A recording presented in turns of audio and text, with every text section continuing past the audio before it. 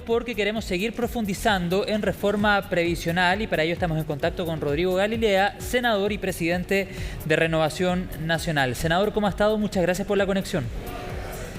Muy buenas tardes, José Miguel, y por supuesto buenas tardes a todos los televidentes de CNN Chile. Eso. Muchas gracias nuevamente por el contacto. ¿Cómo sigue la discusión?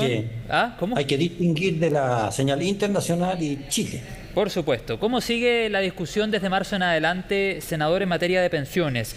¿La oposición se mantiene inamovible en la postura que ya han manifestado o hay posibilidad de ceder? A ver, lo primero que quiero decir, José Miguel, es que para recordarle a toda la gente que nos escucha, es que el proyecto que fue aprobado en la Cámara de Diputados y que pasó recién al Senado, en la práctica es un proyecto que viene sin articulado.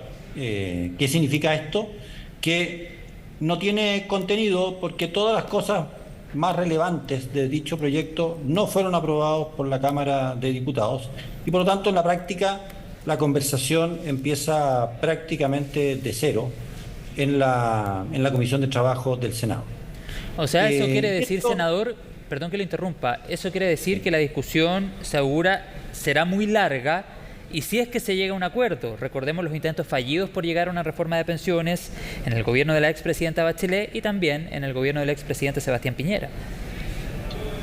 Bueno, no quiero decir si esto va a ser largo, difícil o breve y fácil, porque va a depender mucho de la apertura y sobre todo de la claridad de objetivos que nos tengamos planteados y de encontrar las formas más idóneas para lograr estos objetivos. ¿Y por qué digo esto, José Miguel? Porque la discusión previsional como que siempre termina absolutamente reducida en algo que yo creo que para los ciudadanos es bastante extraño e inentendible, que es esta cosa del 3-3, 4-2, 5-1, 6-0, 3-2-1, en fin, empieza una serie de cuestiones que no es, creo yo, donde deberíamos poner el foco, porque hay muchas cosas en las que debiéramos ponernos de acuerdo previo a eso. ¿Cómo qué? ¿Y qué es eso? ¿Y cuáles son los puntos? Lo primero es que tenemos que aprobar algo que, aunque parezca increíble, que tenemos claro hace 20 años y no se ha aprobado nunca, es que hay que ahorrar más plata para la vejez. Y esto pasa por subir la cotización previsional desde el 10 al 16 al menos, en un periodo razonable para que las empresas puedan adaptarse y no sea un golpe al empleo. Eso es lo primero que hay que lograr. Bueno, pero esa es la discusión, de hecho, de eso estábamos conversando anteriormente. En segundo lugar, no, porque lo primero es aprobar eso, vamos a ahorrar más. En segundo lugar, hay que descubrir cuál es la mejor utilización de esos dineros. Y aquí ya es donde se empieza a entorpecer la conversación. ¿Qué es lo que ocurre, a mi juicio? Que se suele mirar como antónimos el ahorro individual con esquemas de solidaridad. Y la verdad de las cosas, José Miguel, es que respetando el ahorro individual de las personas, es decir, que la cotización vaya al ahorro individual, pueden haber esquemas de solidaridad aún así. No voy a... ¿Usted dice a través de impuestos generales, por ejemplo? No, ¿perdón? Usted dice a través de impuestos generales, por ejemplo, que es la postura que han sostenido desde la oposición. Hay personas que piensan que esto debiera ser a través de impuestos generales, pero yo creo que hay también otras alternativas que no necesariamente son esas. Yo he conversado largamente con el gobierno. Hay dos solidaridades que están arriba de la mesa. Esta solidaridad que se llama intergeneracional, es decir, mejorar las pensiones de los que actualmente son jubilados, y está la solidaridad intrageneracional, que es la solidaridad que realmente perdura a través del tiempo. La verdad es que la manera en que el gobierno y hasta ahora se han planteado las solidaridades intergeneracionales son mecanismos, fíjense, lo voy a decir así, nosotros no nos oponemos a hacer esa mejora, pero el mecanismo que ha propuesto el gobierno es un mal mecanismo. ¿Y por qué? En dos palabras, porque es regresivo y porque no es sustentable. Senador, en el pero tiempo. para que quede completamente claro, ¿a qué sí están dispuestos a discutir o a apoyar? Usted decía, no nos suponemos a esa mejora. Si lo pudiera explicar lo más claro posible para que a la ciudadanía le quede completamente claro y por supuesto también para que al actual oficialismo le quede completamente claro y tal vez pueda servir de punto de partida para una discusión. Vuelvo a decir, el mecanismo que se ha planteado para hacer una mejora a los actuales jubilados, y ojo, que no son todos los actuales jubilados, lo que el gobierno pretende a través de esto es mejorar las pensiones básicamente de los que cotizaron más años, no de todos porque los demás se arreglan a través de la PGU. Esto es un mecanismo solo para aquellos que cotizaron a través del tiempo. Ese mecanismo que ha planteado el gobierno es regresivo. ¿Y por qué es regresivo?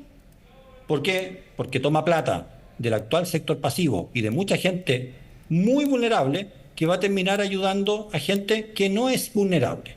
Entonces nosotros le decimos al gobierno, compartiendo objetivos, las herramientas que usted está pensando son unas malas herramientas porque generan finalmente distorsiones que solo empeoran finalmente nuestro sistema de pensiones y además lo complejizan, ¿Senador? Lo encarecen, en fin, tiene una serie de cosas mal pensadas y que van a tener un mal efecto con el tiempo. Senador, Por lo tanto, nosotros le decimos, mire, la solidaridad intrageneracional, eso conceptualmente está mucho mejor planteado y podemos avanzar ahí.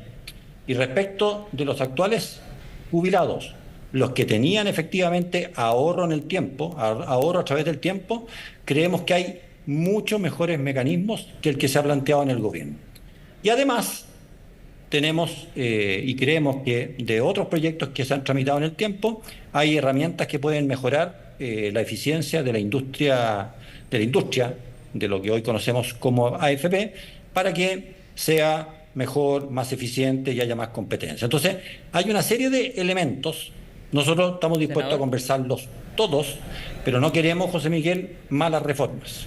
Para que podamos profundizar, senador, quiero hacerle una pregunta. Primero que todo, saber qué piensa usted respecto a cómo pudiese cambiar el tono de la discusión política luego del receso legislativo el hecho que haya fallecido el expresidente de la República, Sebastián Piñera. ¿Por qué le pregunto esto? Porque se ha comentado mucho durante las últimas jornadas que el expresidente Sebastián Piñera tendía a los acuerdos, que había hecho un llamado a la actual oposición precisamente a llegar a dichos acuerdos, ha dicho también que era un demócrata. Entonces, por una parte, saber cómo cree que este sensible fallecimiento puede cambiar el tono de la discusión y cómo recibe, como presidente de partido de la actual oposición, el planteamiento o emplazamiento que hace durante las últimas horas la ministra vocera de Gobierno, Camila Vallejo, cuando le dice a la actual oposición, ustedes antes estaban por el 3+3 y el 3+3 era parte del proyecto del entonces presidente de la República, Sebastián Piñera. Esas dos preguntas para que podamos seguir profundizando, senador. Respecto del primer tema, nuestro ánimo, y yo personalmente, soy siempre de la idea de que hay que conversar y darle vuelta a todos los temas y hay que llegar a buenos acuerdos. Esto no se trata de llegar a cualquier acuerdo y llegar a acuerdos por llegar a acuerdos. Se trata de llegar a buenos acuerdos y en esto el presidente Piñera era absolutamente claro y preciso.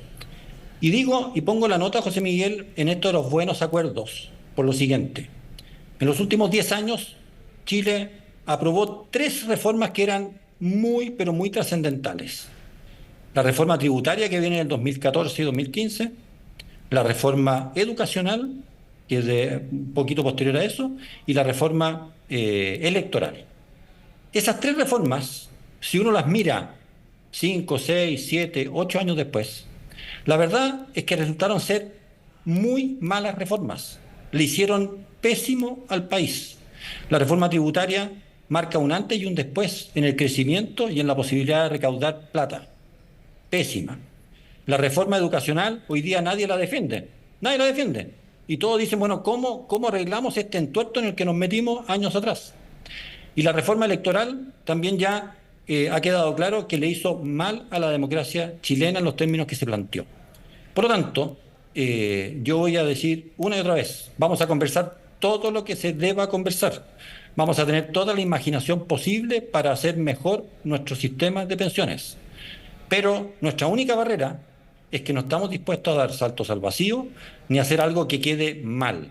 Si ¿Y el Chile emplazamiento de sigue la vocera de haciendo, gobierno? perdón, si Chile sigue haciendo malas reformas, como lo que se hizo con la tributaria última, como se hizo con la educacional último y como se hizo con la electoral último, la verdad es que este país y los ciudadanos ya no van a creer nada ni en nosotros ni en las potencialidades del Senador, país. y el emplazamiento de la vocera de gobierno, porque lo cierto es que ustedes apoyaban un 3 y 3 de la administración anterior. Mire, el emplazamiento de la ministra Vallejo, lo voy a decir de manera elegante, es completamente inconducente. Pero yo lo entiendo porque ella no ha estado ni en las conversaciones que lleva la ministra Jara, ni tampoco en las conversaciones que ha llevado el ministro Marcel. Por lo tanto, la verdad, no les doy mayor trascendencia. La conversación va por otros lados. Ellos tienen claro por dónde podríamos ir conversando y llegando a acuerdos, y prefiero en eso mantenerme con los interlocutores que llevan esto en el Congreso, que son la ministra Jara y el ministro Marcel. Es que lo cierto, senador, es que ustedes apoyaban el 3 y 3 en la administración anterior. Yo sé que me va a mencionar que en ese entonces no existía la PGU, pero en ese entonces existía el Pilar Solidario y en ese entonces, insisto, estuvieron por el 3 y 3 y no necesariamente por fortalecer el Pilar Solidario que ya existía y que venía de la administración de la expresidenta Bachelet. No, la PGU, José Miguel, vino a ser un cambio absolutamente trascendental en las posibilidades de pensionarse para la inmensa mayoría de los chilenos. Y de hecho, ese 3-3, que por eso quedó superado, y por eso es que el mismo presidente Piñera, si usted mira las últimas declaraciones que hizo a este respecto, decía, en las actuales circunstancias es obvio que la totalidad del ahorro debe ir a las cuentas individuales. Esas declaraciones son, ¿por qué? Porque todo lo que se pensaba hacer en esos años con este 3% que era solidaridad, era para hacer algo parecido a lo que es la PGU. De hecho, la PGU probablemente lo supera. Por eso es que no vale la pena y por eso es que considero inconducente entrar en diálogos con declaraciones como esa, porque la historia está completamente superada, los que llevan el proyecto saben que eso está completamente superado y hay que salir de los, yo le digo, zapatos chinos en que estamos metidos para efectivamente lograr un buen acuerdo. Ojalá así fuera, porque es un tema que no han podido destrabar ustedes los políticos hace bastante tiempo. Estamos hablando del gobierno de la expresidenta Bachelet, el gobierno del expresidente Sebastián Piñera, y la discusión no se ve nada fácil en la actual administración. Hay quienes sostienen también que están haciendo un punto político. Bueno, vamos a quedar atentos a qué pase desde marzo en adelante. Antes de terminar con este tema, senador, le quiero preguntar por una posibilidad que también se ha puesto sobre la mesa de volver a discutir ciertos puntos o el proyecto en general de reforma de pensiones del entonces presidente Piñera. ¿Usted cree pudiese también ser una alternativa? A ver, no es algo que nos hayan planteado desde el gobierno. Y como digo, es un proyecto que en algunos aspectos está superado, pero que tiene normas que son, creo, totalmente aplicables y que tienen que ver con mucha mayor eficiencia en la industria de las AFP. Por lo tanto, yo creo que hay que saber tomar lo mejor de uno, lo mejor de otro, e ir construyendo algo que, vuelvo a decir, sea bueno para el sistema de pensiones de Chile. No sacamos nada con arreglar las cosas al gusto mío, al gusto de usted o al gusto de quien sea. No, de lo que se trata es realmente tener algo orgánico, algo que constituya una mejora, que sea sustentable en el tiempo, simple, entendible por la ciudadanía y por tanto validado. Ese es el objetivo que por lo menos desde Renovación Nacional hemos tenido siempre y voy a seguir teniendo. Senador, antes de terminar le debo preguntar por las declaraciones del exalcalde de Vitacura, Raúl Torrealba, que declaró que parte de las platas cuestionadas fueron usadas para realizar sondeos políticos sobre figuras de RN y de otras fuerzas, esto en 2016. ¿Cómo responde a este planteamiento como actual presidente de RN? Yo lo único que sé es estos trascendidos que han salido en prensa, de que la Municipalidad de Vitacura en esos años habría hecho encuestas de carácter político, de opiniones políticas. No conozco ni los contenidos de las encuestas, ni cuánto costaron, ni nada.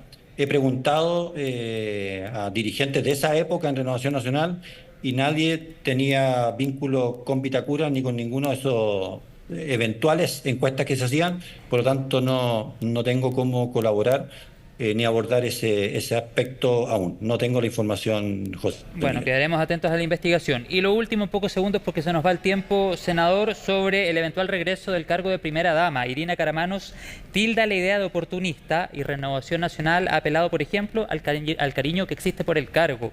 ¿Cómo observa esa discusión que también se ha dado durante las últimas horas? A ver, la institución de las primeras damas en Chile, creo yo, y en esto por supuesto, si alguien quiere tener una opinión distinta, tiene todo el derecho a tenerla, pero en nuestra historia democrática, el cargo de primera dama siempre estuvo, por lo menos en la historia moderna, y siempre fue teniendo cada vez más aprecio por la ciudadanía. Yo particularmente, por ejemplo, soy admirador de dos grandes iniciativas de primeras damas. Todo el que tenía que ver con salud bucal, arreglar la dentadura de mujeres que propició la señora del presidente Ricardo Lagos, encontré que era algo fantástico y que realmente se ganaba el corazón de las mujeres como primera dama, como mujer, etcétera. También Elige Vivir Sano de Cecilia Morel, yo lo vi, yo era intendente, así que me tocó en parte implementar eso. Se ganaba el aprecio y el cariño de la gente. Ya, o sea que yo creo que, a su juicio no hay oportunismo, como dice Irina Karamanos. No, yo creo que Irina Karamanos, por alguna razón que desconozco, nunca ella tuvo una valoración personal por ese cargo. Pero yo creo que en eso ella se distancia del sentir del pueblo chileno, que yo creo que valora muy profundamente tener una primera dama que además dedique toda su energía básicamente a ayudas sociales muy vinculadas a las mujeres. Le agradezco, senador Rodrigo Galilea, la conversación, además presidente de RN. Que tenga una buena tarde. Muchas gracias. Bueno, muchas gracias, José Miguel. Nos vemos. Esté muy bien.